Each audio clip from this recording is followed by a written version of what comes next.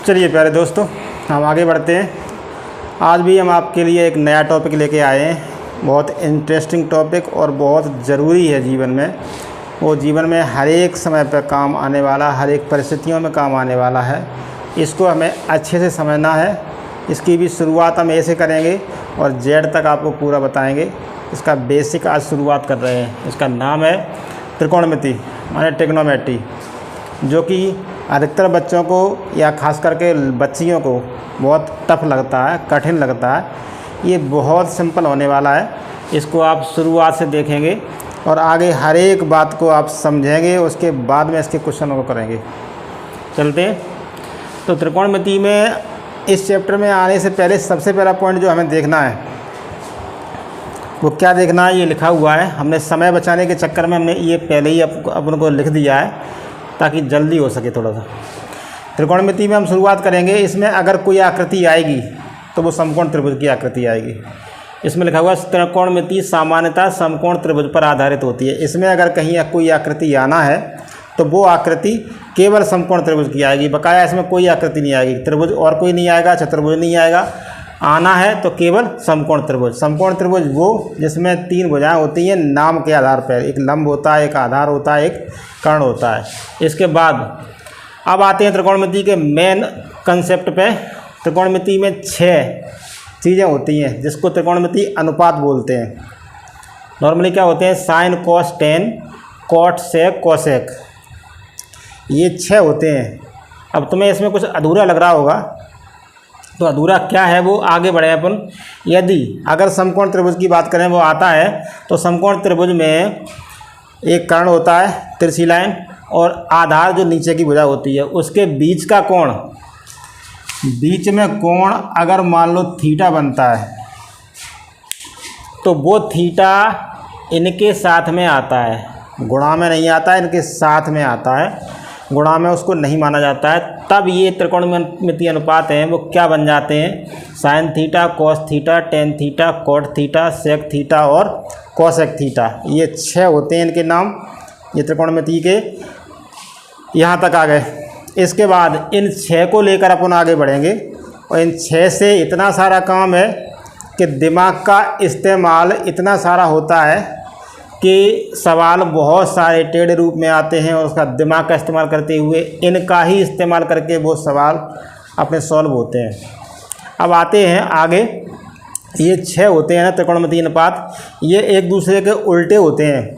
उल्टे माने रेसिप्रोकल का मतलब क्या है, जैसे 2 का रेसिप्रोकल 1/2 होता है, 5 का रेसिप्रोकल 1/5 होता है, 5/3 लिखा हो तो उसका रेसिप्रोकल 3/5 हो जाता है। उस हिसाब से अपन बता रहे हैं ये 6 है ना, एक दूसरे के उल्टे होते हैं। कौन कौन से होते हैं, जैसे कि साइन का उल्टा कोसेक होता है, कॉस का उल्टा सेक होता है और टेन का उल्टा कॉट होता है। अब इसका मतलब क्या हुआ, ये एक दूसरे के उल्टे रूप में लिखे जा सकते हैं। मतलब क्या है, साइन थीटा को 1/cosec लिख सकते हैं या कोसेक को 1/sin लिख सकते हैं। इसी प्रकार से कॉस को 1/sec लिख सकते हैं या सेक को 1/cos लिख सकते हैं।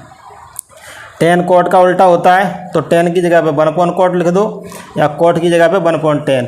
ये 6 लिखे हुए हैं, 6 ये सूत्र के रूप में ही काम आते हैं जब ज़रूरत पड़ जाए तब। इसका ध्यान रखना है, इस बात को इससे भी याद करना है। याद करके अपन आगे बढ़ जाएंगे। अब आते हैं जो आकृति होती है समकोण त्रिभुज की, उसमें 3 भुजाएं होती हैं तो उन भुजाओं के रूप में इनके सूत्र होते हैं। देसी भाषा में कभी कभी लाल बटे कक्का कहते हैं, देसी भाषा में कहते हैं। वो अच्छा वैसे महसूस नहीं होता। मान लो अब अपन आते हैं, शुरुआत करते हैं। साइन थीटा का फॉर्मूला भुजाओं के रूप में क्या होता है, लंब बटे कर्ण माने P/H, perpendicular upon hypotenuse. Cos theta का फॉर्मूला होता है आधार बटे कर्ण माने बेस अपॉन हाइपोटेनस। इसी प्रकार टेन थीटा का होता है लंब बटे आधार माने परपेंडिकुलर अपॉन बेस। ये 3 हो गए। अब हमें बकाया बचे हुए 3 हैं, उनको याद करने की आवश्यकता नहीं है बिल्कुल भी। इस बात का ध्यान रखना, क्योंकि साइन का उल्टा अभी अपन पढ़ चुके हैं, कोसेक होता है, और कॉस का उल्टा अपन पढ़ चुके हैं, सेक होता है। टेन का उल्टा अपन पढ़ चुके हैं, क्या होता है, कॉट होता है। तो जो बचे हुए हैं वो किसके उल्टे हैं, उनका सूत्र उल्टा कर दो तो उनके बन जाएंगे। जैसे कि साइन का उल्टा कोसेक होता है तो कोसेक का सूत्र क्या बनेगा, जो साइन का है उसी को उल्टा कर दो, माने रेसिप्रोकल कर दो, तो कोसेक का बन जाएगा। साइन का फॉर्मूला था लंब बटे कर्ण, तो कोसेक का हो जाएगा कर्ण बटे लंब।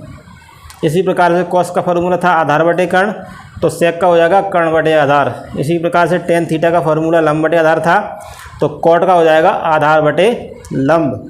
इसमें याद करने के लिए कोई मेहनत करने की आवश्यकता नहीं है, अगर मन लग जाएगा तो 15 मिनट में त्रिकोणमिति का बेसिक कंसेप्ट बिल्कुल क्लियर हो जाएगा। यहाँ पे आ गए।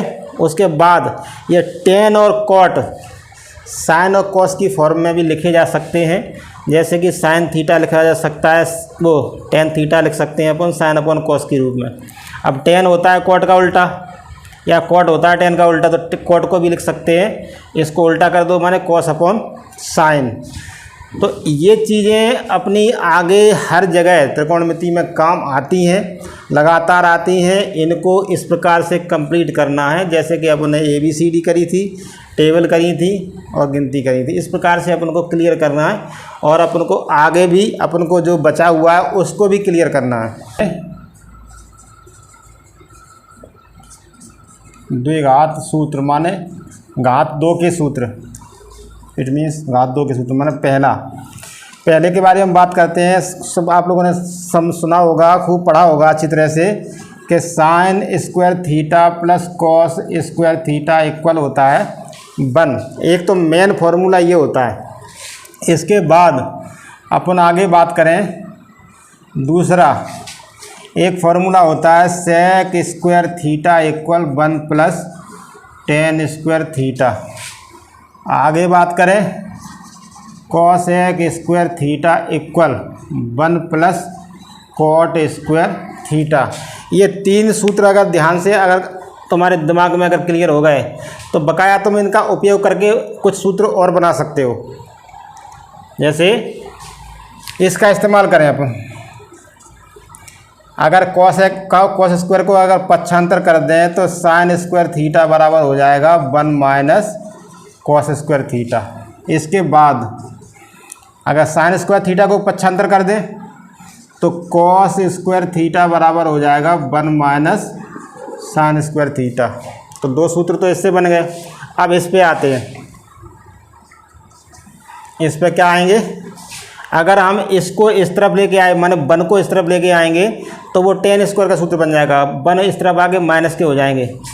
या अगर टेन स्क्वायर को इस तरफ लेके आए तो sec square theta, tan square इस तरफ आएंगे तो माइनस के हो जाएंगे, और बराबर में क्या बचा 1, माने इससे एक तो सूत्र ये बन गया। दूसरा का अपन बात करें तो अगर 1 को इस तरफ लेके आए तो सेक स्क्वायर थीटा माइनस 1, तो वो किसका बन जाएगा टेन स्क्वायर थीटा का, माने टेन स्क्वायर थीटा बराबर सेक स्क्वायर थीटा माइनस 1। 2 सूत्र तो इससे बन गए। अब इसके बाद इस पे नंबर आ गया, जैसे यहाँ बनाया है वैसे यहाँ बना सकते हैं। इसको इस तरफ लेके आओगे कॉसेक स्क्वायर थीटा, इसको इस तरफ आया तो माइनस का हो जाएगा, इक्वल में 1 बचा, एक और बन जाएगा इससे, एक इस तरफ आया कॉसेक स्क्वायर थीटा माइनस 1, तो किसका बन जाएगा कॉट स्क्वायर थीटा का, मतलब cot square theta equal cosec square theta minus 1। तो ये अपने 3, 3, 6 और 3, 9 फॉर्मूला 2 घात के हैं। ये भी कभी भी ज़रूरत पड़ने के हिसाब से काम आ सकते हैं, तो इनको भी ध्यान रखना। अगर 3 इनको तुमने याद कर लिया तो बकाया तो तुम अपने बना सकते हो, अपने आप तैयार हो जाएंगे। एक ज़रूरी बात है ये वाली, सो ध्यान रखना, इसको याद ही करना पड़ेगा। याद नहीं करोगे तो प्रॉब्लम आएगी, सो हैंडल करना पड़ेगा। अब एक बात आती है वो बहुत ज़रूरी है, अगर उसको अगर अपन ने नहीं किया तो त्रिकोणमिति कहीं ना कहीं हैंडीकैप रहती है अपने दिमाग में, माने कहीं ना कहीं अपने अपंग रहती है। कौन सी रहती है कि थीटा के जो मान होते हैं किसी भी मान में अगर आ जाएं डिग्री के रूप में 30 डिग्री, 45 डिग्री, 60 डिग्री, 90 डिग्री, तो उसकी वैल्यू साइन थीटा का मान कहीं भी आ जाए, साइन 45 का मान कितना होता है, साइन 60 का मान कितना होता है, कोस 90 का मान कितना होता है, ये सब बातें बीच बीच में परेशान अपन लोगों को करती हैं। तो त्रिकोणमितीय सारणी जो होती है उसका अब अपन को सीखना है कि वो कैसे बनाते हैं। मतलब ये है कि ये साइन है, ये कॉस है, और ये 3 से ही अपना वैसे काम चल जाता है। अगर ना चले तो बाद में और देख लेना। 0 डिग्री, उसके बाद 30 degree, 45 degree, 60 degree and 90 degree. देख लो, साइन 0 का मान, 30 का मान, 45 का मान, 60 का मान, 90 का मान, ये मान अपन को याद करने पड़ेंगे। एक लाइन को याद करना है। जैसे कि साइन 0 डिग्री का मान होता है 0, साइन 30 डिग्री का मान होता है 1/2, साइन 45 डिग्री का मान होता है 1/√2, साइन 60 का मान होता है √3/2 और साइन 90 का मान होता है 1। इस लाइन को याद कर लो।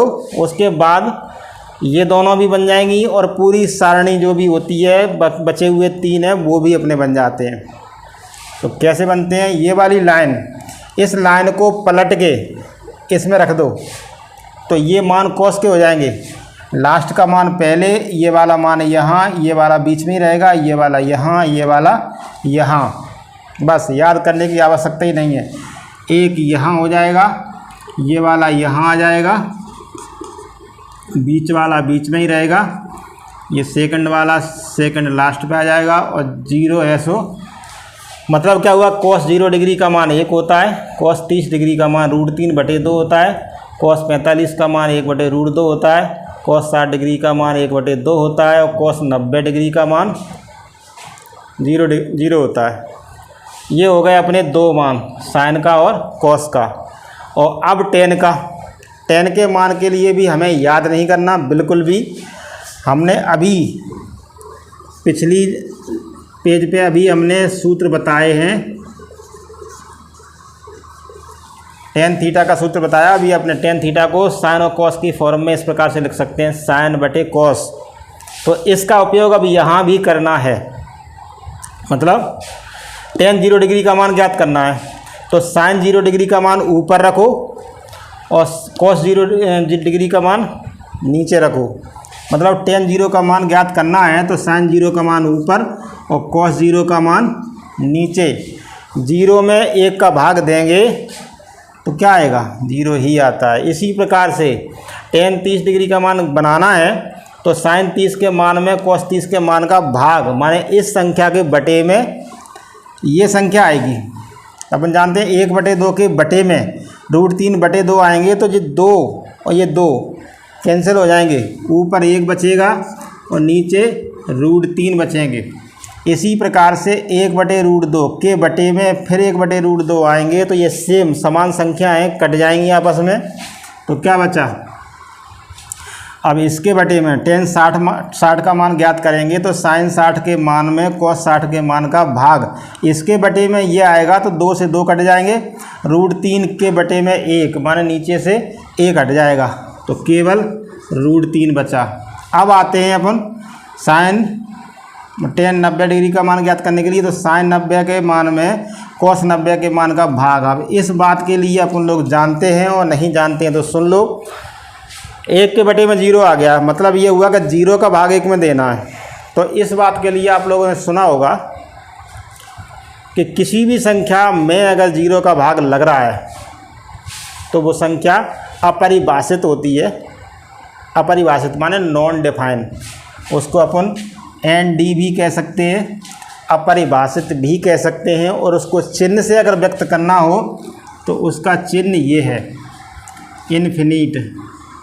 इन्फिनिट कोई संख्या नहीं है क्योंकि उसको अपन किसी संख्या से व्यक्त नहीं कर सकते, बस यही लगा सकते हैं कि इसका कोई मान नहीं है, अनंत है। ये 3 लाइनें अपनी आ गई, ध्यान से सुन लेना और समय लेना इसको। sin 0 का मान 0, sin 30 का 1/2, sin 45 का √3/2, sin 60 का मान √3/2 और sin 90 का मान 1। इसी प्रकार से cos 0 का मान 1, cos 30 का मान √3/2, cos 45 का मान 1/2, cos 60 का मान 1/2, cos 90 का मान 0। अब tan के मान में आते हैं। tan का मान 0, tan 0 का मान 0, tan 30 का मान 1/√3, tan 45 का मान 1, tan 60 का मान √3 और tan 90 का मान अपरिभाषित या अनंत। इस बात को अपन ध्यान से देखें और इसको ढंग से 1-2 बार अपने अकेले में इसको रिवीजन करोगे तो याद करने की आवश्यकता भी नहीं है बिल्कुल भी, और ये दिमाग में कंप्लीट हो जाएंगे। और ये तुम्हारा त्रिकोणमिति को पढ़ने का एक ब्रह्मास्त्र है। इतना